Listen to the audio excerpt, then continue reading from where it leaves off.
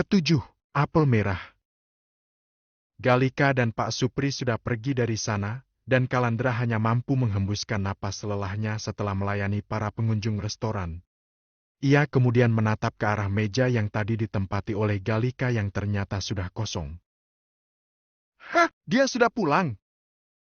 Ucapnya kemudian berjalan ke arah meja bekas ditempati Galika untuk dibersihkan.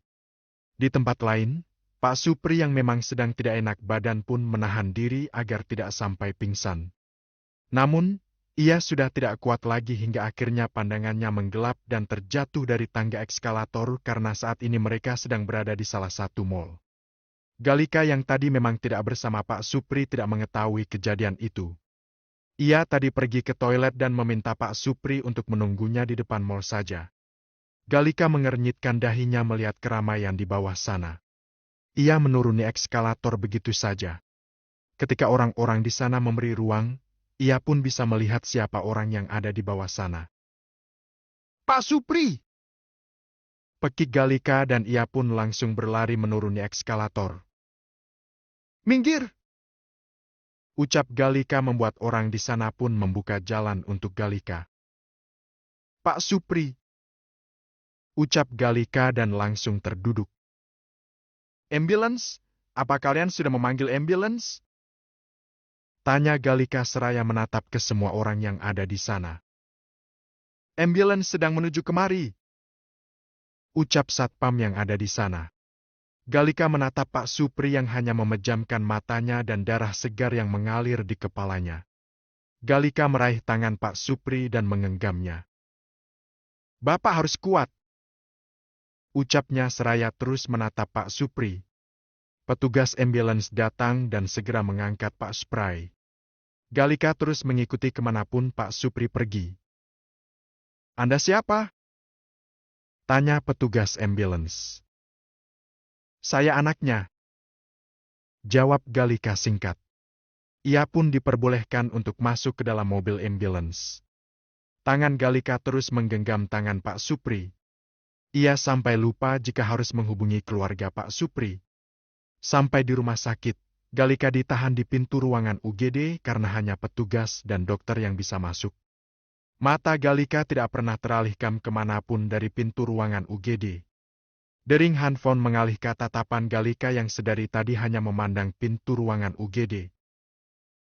"Halo?" jawab Galika ketika ia sudah mengangkat sambungan teleponnya. "Ica di mana?" tanya seseorang di seberang telepon sana.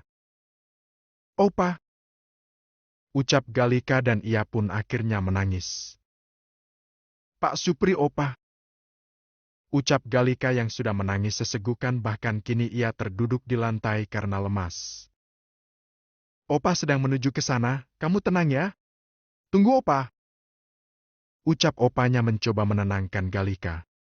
Sambungan telepon pun terputus dan Galika kini memeluk kakinya yang terlipat. Ia menangis sesegukan di sana. Pak Supri bukan hanya sekretaris baginya, tetapi ia seperti ayah baginya. Sedari ia kecil Pak Supri begitu perhatian padanya. Terutama semenjak orang tuanya berpisah. Awalnya Pak Supri hanya seorang supir saja. Namun, semenjak ayah Galika meninggal dunia Pak Supri diminta untuk mengajari Galika tentang perusahaan. Pak Supri dibiayai kuliah oleh ayah dari orang tua ayahnya Galika atau dengan kata lain kakek Galika. Kakek Galika melakukannya karena cucunya yang begitu dekat dengan Pak Supri apalagi Pak Supri sudah cukup lama bekerja bersama dengan anaknya. Ayah Galika adalah pewaris dari Airlangga Group karena ia anak satu-satunya dan Galika juga anak tunggal. Galika termasuk anak yang sulit untuk diajari, beberapa kali mengundang guru untuk mengajarinya gurunya banyak yang mengundurkan diri. Sedangkan jika Pak Supri yang mengajarinya, Galika mau. Itu sebabnya kakeknya menyekolahkan Pak Supri supaya bisa membantu Galika agar bisa belajar lebih baik dan pada akhirnya bisa mengurus perusahaan. Ia tidak mau perusahaan jatuh ke tangan orang lain, terutama diurus oleh keluar adik iparnya yang mata duitan. Bisa-bisa perusahaan yang ia rintis dari belum apa-apa sampai sebesar ini akan hancur begitu saja dikelola oleh keluarga adik iparnya. Beberapa orang yang melihatnya hanya sekedar melihat tidak ada yang mendekati Galika. Hanya seorang anak kecil yang datang menghampiri Galika. Anak kecil itu menepuk pundak Galika beberapa kali membuat Galika yang menyembunyikan wajahnya di atas lututnya kini mengangkat kepalanya dan menatap anak kecil di hadapannya itu dengan wajahnya yang begitu berantakan. "Tante, buat tante," ucap anak kecil itu seraya memberikan sebuah buah apel berwarna merah pada Galika. Galika hanya diam seraya menatap buah yang dipegang anak kecil itu. "Mama selalu memberikan buah apel kalau Yaya nangis. Karena tante lagi sedih buah apelnya buat tante saja," ucap anak kecil itu seraya tersenyum.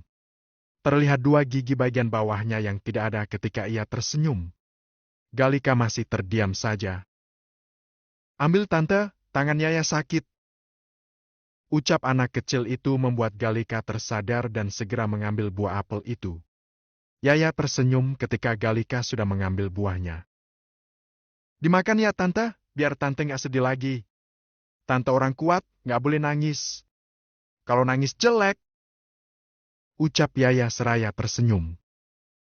"Yaya, ya ampun, nak," ucap seorang wanita menghampiri Yaya dan memeluknya. "Ibu kira kamu kemana?" ucap wanita itu dengan raut wajah leganya. "Maaf ya Mbak, kalau anak saya mengganggu," ucap wanita itu yang sadar jika ada Galika di sana. "Iya," jawab Galika singkat. "Yaya, minta maaf sama tantenya," ucap wanita itu. "Tante sedang bersedih Bu, jadi Yaya kasih apel Yaya buat tante," ucap Yaya seraya menatap ibunya. Wajahnya juga terlihat begitu polos ketika berbicara dengan sang mama. "Anak pintar, kalau begitu ayo pamit dulu sama tantenya. Dokter udah menunggu Yaya," ucap ibunya seraya tersenyum. "Bisakah hari ini Yaya tidak bertemu dokter?" tanya Yaya yang raut wajahnya menjadi sedih. Ibunya tersenyum. "Ayo pamit sama tante dulu," ucap ibunya. "Dadah tante," ucap Yaya seraya melambaikan tangannya. Ibu Yaya juga permisi pada Galika kemudian ia menggendong Yaya. "Yaya sayang sama ibu dan ayah kan? Kalau Yaya sayang ibu dan ayah, Yaya harus bertemu dokter," ucap ibunya yang begitu lembut dan masih bisa didengar oleh Galika. "Tapi badan Yaya sakit, Bu," ucap Yaya dan memeluk leher ibunya. Ia kemudian menangis di cerukan leher ibunya. Setelah itu, Galika tidak mendengar apa lagi yang dikatakan ibu Yaya pada Yaya. Galika bangun dari duduk di lantainya kemudian ia pun mengusap air matanya dan ia kembali menatap ke ruang UGD yang sampai detik ini baik dokter ataupun perawat belum ada yang keluar dari ruangan itu. Kakek Galika datang bersama supirnya yang membantu mendorong kursi rodanya. "Ya, sudah 2 tahun terakhir ini Opa tidak bisa berjalan akibat stroke yang dialaminya. Itu sebabnya Galika pun akhirnya menggantikan posisi sang kakek sebagai CEO perusahaan. Pada awalnya Galika hanya wakil CEO saja yang membantu kerja kakeknya, tetapi karena kakeknya sekarang seperti ini, mau tidak mau Galika menggantikan kakeknya.